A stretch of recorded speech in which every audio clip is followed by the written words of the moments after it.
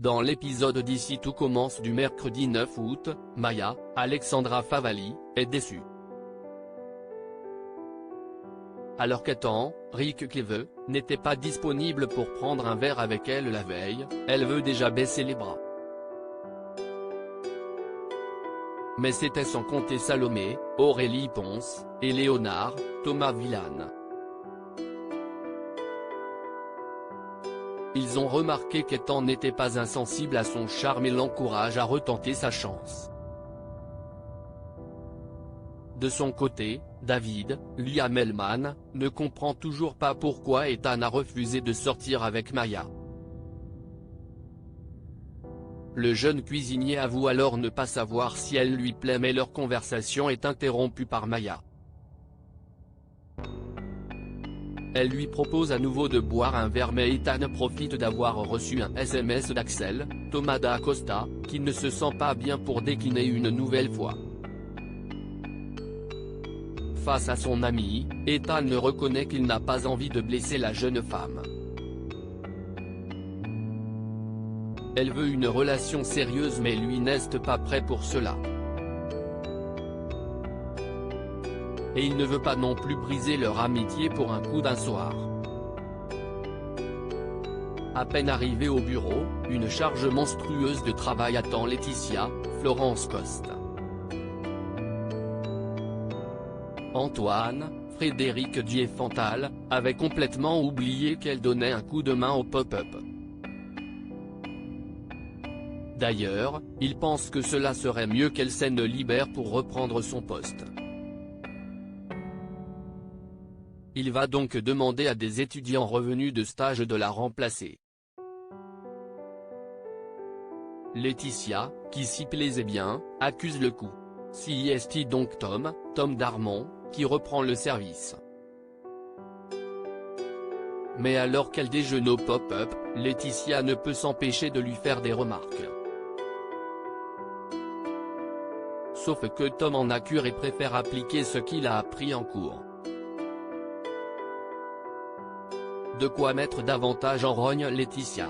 D'autant qu'en travaillant au double-A, elle a eu une révélation. Elle s'est sentie utile et à sa place. À tel point qu'elle pense avoir trouvé sa voie et aimerait suivre une reconversion professionnelle.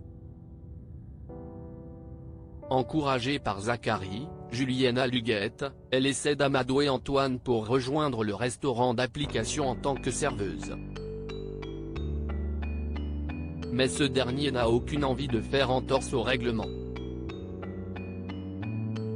Il lui suggère donc d'inscrire à une formation en hôtellerie mais cette dernière estime ne pas pouvoir se permettre de redevenir étudiante pendant plusieurs années. Louis se livre à la gendarmerie, quelles conséquences pour l'Institut ?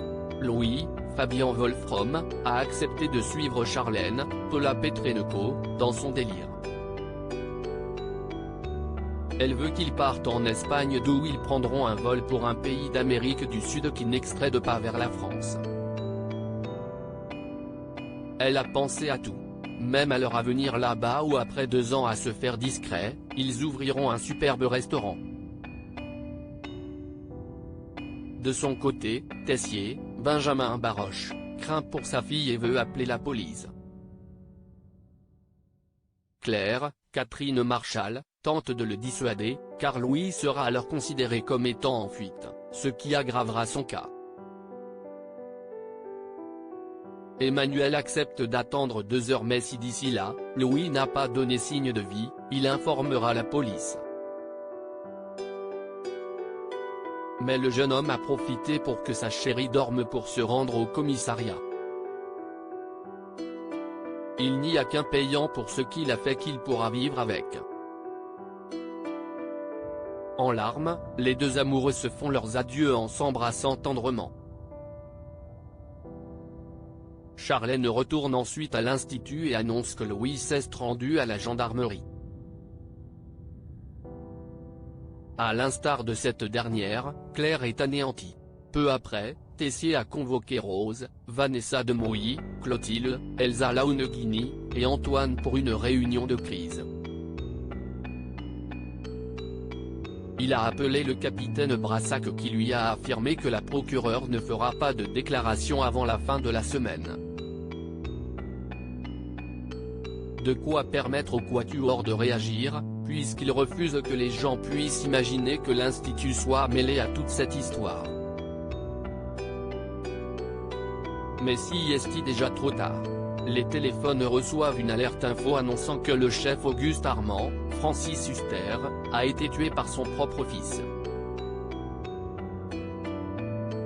L'Institut risque de se retrouver dans la tourmente.